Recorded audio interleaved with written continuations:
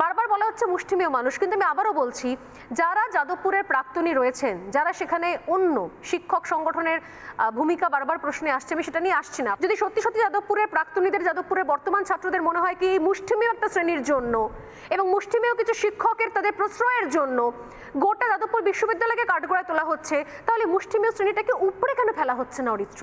কেন সবাই একজোট হয়ে বলতে পারছে না যে এইটা আমাদের বিশ্ববিদ্যালয় কালচার নয়, অবিলম্বে এটাকে বন্ধ করা হোক, অনেক হয়েছে, এনাফ, আর এই সমস্ত জিনিস সহ্য করার মতো আমাদের ইচ্ছে সময় কোনোটাই নেই? এইটুকু কেন সবাই একজোট হয়ে বলতে পারছেন না? অরিত্র, 3 মিনিট। দেখুন, প্রথমত যাদবপুর বিশ্ববিদ্যালয়ে আপনি যে কথাগুলি বলছেন যে নেশার চাষ, সমকামিতার চাষ, এগুলো সম্পূর্ণটা সত্যি নয়। আর সমকামিতা কোনো ব্যাধি নয়, কোনো রোগ নয়, এটা একটা ঘোষিত জেন্ডার আইডেন্টিটি এবং এটা সেক্সুয়াল আইডেন্টিটি। এটা প্রত্যেকটা মানুষের থাকার অধিকার রয়েছে, সুপ্রিম কোর্ট দিয়েছে। কেউ কাউকে জোর করেনি, কেউ কাউকে জোর করেনি। এবং আমি 5 বছর পড়েছি, আমার রক্তে আজ পর্যন্ত ইউনিভার্সিটি ক্যাম্পাস থেকে 1 ফোঁটা গাঁজা, চরস, ড্রাগস, কোনো নার্কোটিক সাবস্টেন্স আমার রক্তে পাওয়া যাবে না। ইউনিভার্সিটি ক্যাম্পাসে দাঁড়িয়ে এগুলো কোনোদিনই আমি করিনি। এবার বিষয়টা হচ্ছে যে স্টুডেন্ট র্যাডিকালাইজেশন হওয়ার মূল কারণটা হলো যে এই যে বয়সে ছেলেমেয়েরা ইনস্টিটিউটগুলোতে আসছে, 17, 18, 19, 20, 21, 22, এই বয়সটা খুব একটা ডিলেমার বয়স। তার কারণ হচ্ছে হাই স্কুলে একরকম কালচারাল ভ্যালু সিস্টেমের মধ্যে আছি, একরকম ডিসিপ্লিন ম্যানারিজমের মধ্যে আছি। তারপরে আমি যখন একটা বড় ইনস্টিটিউটে আসছি, সেখানে একটা কালচারাল ল্যাটেন্সি তৈরি হচ্ছে এবং বিভিন্ন রকমের আদর্শর সাথে আমার যে মেলামেশা। আমি যদি নিজের কথাই বলি, আমি ইউনিভার্সিটি থেকে সবার প্রথম আমি এসএফআই এর সদস্যপদ নিয়েছিলাম। আমি যে বিরাট সেই সময় কার্ল মার্কস সম্পর্কে অভিজ্ঞ হয়ে গেছিলাম, কিংবা এসএফআই যে গণতন্ত্রের কথা বলে আমি বিরাট বড় পলিটিক্যাল সায়েন্টিস্ট হয়েছিলাম, তা কিন্তু নয়। কিন্তু সেই সময় আমি আবেগাপ্লুত হয়ে আমার মনে হয়েছিল যে কথাগুলো তারা বলছে হয়তো সেই কথাগুলো আমারও বলা উচিত, তাই আমি সদস্যপদ দিয়েছিলাম। পরবর্তী ক্ষেত্রে বয়সের সাথে সাথে তাদের সাংগঠনিক রাজনীতির সাথে আমার মেলেনি বলে আমি সরে এসেছি। কিন্তু ঘটনা হচ্ছে এই ডিলেমাটা প্রত্যেকটা ছাত্রদের মধ্যেই থাকে এবং বিভিন্ন রকম দল সেটাকে বিভিন্ন রকমভাবে এনক্যাশ করে। যাদবপুরের পলিটিক্যাল মূল প্রবলেম রয়েছে কতগুলো। প্রথম কথা, যাদবপুরের অধিকাংশ অ্যাডমিনিস্ট্রেশন ম্যাসিভ মিসম্যানেজমেন্টে চলে। আজকে আপনি যে প্রশ্নটা করছেন কেন অধিকাংশ ছাত্রছাত্রী এখানে কথাগুলো বলছে, আমি 2016 গ্র্যাজুয়েশনে প্রথমেই প্রশ্ন করি যে একই ক্যাম্পাসের বুকে দাঁড়িয়ে যদি ইঞ্জিনিয়ারিং ফ্যাকাল্টিতে আপনারা ক্যাম্পাসিং করান, সেখানে যদি আপনারা চাকরির ব্যবস্থা করান, আর্টস ফ্যাকাল্টির ছেলেগুলোকে করান না কেন? তাহলে এই পলিটিক্যাল সায়েন্স, ইতিহাস, বাংলা, সংস্কৃত, ইংরেজি এগুলো পড়ে কি চাকরি পাওয়া যায় না? যদি না পাওয়া যায়, পিএইচডির বাইরে যদি অন্য কোনো ভবিষ্যৎ না থাকে, তাহলে সাবজেক্টগুলো পড়ানোর কি দরকার?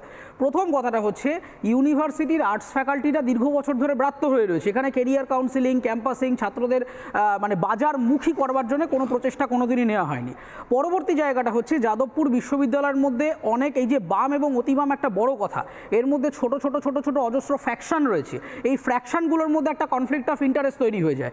যে ইন্দ্রানুজ রায়কে নিয়ে এত কথা হচ্ছে, সেই ইন্দ্রানুজ রায় আরএসএফ বলে একটি অর্গানাইজেশনের অংশ। এই আরএসএফের ফেসবুক পেজ তৈরি হয়েছে 2010 সালে। তার অ্যাবাউট সেকশনে গেলে স্পষ্টভাবে আপনারা দেখতে পাবেন যে এটা পরিষ্কার, এটা ঘোষিতভাবে বলছে যে আমরা ছাত্রদেরকে রেভলিউশনারি মাইন্ডসেটে তৈরি করি ভায়া নকশালবাড়ি মুভমেন্ট। এই কথাটা কোনো লোকানো ছোপানোর কিছু নেই, এটা ফেসবুকে অ্যাবাউট সেকশনে লেখা রয়েছে। তো তাহলে নকশালবাড়ি আন্দোলনের অনুপ্রেরণায় অনুপ্রাণিত হয়ে তারা একটা রাজনৈতিক সংগঠন চালাচ্ছে। তো অবভিয়াসলি তারা কোন ধরনের সুপ্রিম র্যাডিক্যাল হবে এখান থেকে আমরা বুঝে নিতে পারছি। আজকে আমাদের যে লোকসভা, যে পার্লামেন্টটা তৈরি হয়েছে, তার মধ্যে 44% এমপি হচ্ছে যাদের এগেনস্টে ক্রিমিনাল চার্জেস রয়েছে। অন্তত তার মধ্যে 31% এমপি রয়েছে যাদের এগেনস্টে সেক্সুয়াল অ্যাসল্ট, রেপ, খুনের মামলায় তারা কনভিক্টেড রয়েছেন। শুধু কেস চলছে না, কনভিকশন পর্যন্ত হয়ে গিয়েছে। তাহলে এই রকম একটা আইনসভা, যারা আইন প্রণয়ন করছেন, যারা ইলেক্টেড রিপ্রেজেন্টেটিভ, তার মধ্যে 44% লোক ক্রিমিনাল। এবং আজকে আমরা যদি ইতিহাসগুলো দেখি, আপনি দেখুন জাস্টিস কাপাডিয়ার কথা নিশ্চয়ই আপনাদের মনে আছে, যিনি একটি নির্দিষ্ট কোম্পানির শেয়ার হোল্ডার হয়ে বসেছিলেন, অথচ সেই কোম্পানিরই মামলা তিনি সুপ্রিম কোর্টে বসে শুনেছেন, সেই ব্যাপারে লেজিসলেশন কোনো অ্যাকশন নেয়নি। দিল্লি হাইকোর্ট একটি সম্প্রতি মামলায় স্বীকার করে নিয়েছে যে ভারতবর্ষ রাষ্ট্র হিসেবে অধিকাংশ মানুষকে বেসিক নেসেসিটি প্রোভাইড করে উঠতে পারেনি। আজকে যে অর্থনৈতিক অসাম্য, আজকে যে রাজনৈতিক বিভাজন, এই জায়গাগুলোতে আমরা সেই স্টেটকে অস্বীকার করছি যেই স্টেটে মাননীয় মুখ্যমন্ত্রী একটা ভোটের প্রচারে গিয়ে মঞ্চে দাঁড়িয়ে বলছেন কলকাতা হাইকোর্টটা বিজেপির আদালত, তো বিজেপির কথায় উঠে বসে। তারপরেও কেন মুখ্যমন্ত্রীর এগেনস্টে কন্টেম্প প্রসিডিং নেয়নি আদালত? আমরা সেই স্টেটকে অস্বীকার করতে চাইছি। আপনার সময় শেষ হয়ে গেছে বলে আপনি শেষ করবেন। আমার একটাই প্রশ্ন, আপনি যে বিষয়গুলো নিয়ে আলোচনা করছেন সেই বিষয় নিয়ে মানে ঘন্টার পর ঘন্টা আলোচনা হতে পারে, অন্যান্য আরো 10খানা রাজনৈতিক দল তৈরি হয়ে যেতে পারে। আমার বক্তব্য হচ্ছে দেশ ঠিক পথে চলছে কিনা, বা দেশের পার্লামেন্টে কারোর বিরুদ্ধে কোনো কেস আছে কিনা, বা মুখ্যমন্ত্রী কোথায় গিয়ে কি বলেছেন তার জন্য যাদবপুর বিশ্ববিদ্যালয়তে এই ধরনের অ্যান্টি ন্যাশনাল কার্যকলাপকে আপনি দেখুন, সাপোর্ট প্রথম করছেন? কথা হচ্ছে, আমি কন্ট্রিবিউট করছি আমার পয়েন্টটা। প্রথম কথা হচ্ছে যে আজাদি বা ফ্রিডম কথাটার অনেক রকম কনটেক্সট হতে পারে। সুপ্রিম কোর্ট কোথাও বলেনি যে আজাদি কথা বলা মানে সেটা অ্যান্টি ন্যাশনাল। কাশ্মীর শুরু থেকেই একটা অটোনমাস বডি ছিল এবং যেই কারণেই আর্টিকেল 370 লেখা হয়েছে এবং কাশ্মীরের জাতীয় পতাকাও আলাদা ছিল, তাদের কনস্টিটিউশন আলাদা ছিল। তাহলে পণ্ডিত নেহেরুকে বলতে হয় তিনি অ্যান্টি ন্যাশনাল ছিলেন? প্রসঙ্গটা সেটা নয়। প্রসঙ্গটা হচ্ছে আজাদি বা ফ্রিডমের সাথে দেশ বিরোধিতাকে যেভাবে যুক্ত করে যদি সবাইকে জঙ্গি বলে দিই, সেখানে একটা টেকনিক্যাল প্রবলেম আছে। এবং প্রতি সন্ধ্যেবেলা ক্যাম্পাসে চলে যান, 100টা মানুষ যদি ক্যাম্পাসে থাকে, অন্তত 80 থেকে 85 জন তারা ইউনিভার্সিটির সাথে জড়িতই নয়। বহু জায়গায় যাদবপুর 8Bতে দাঁড়িয়ে কয়েকজন বাংলা মদ নিয়ে বসে আড্ডা মারছে যে আজকে কোথায় বসবো, চল ক্যাম্পাসের মাঠটায় চলে যাই। এই জায়গাটা, এটা তো একটা রাজ্যের ইউনিভার্সিটি।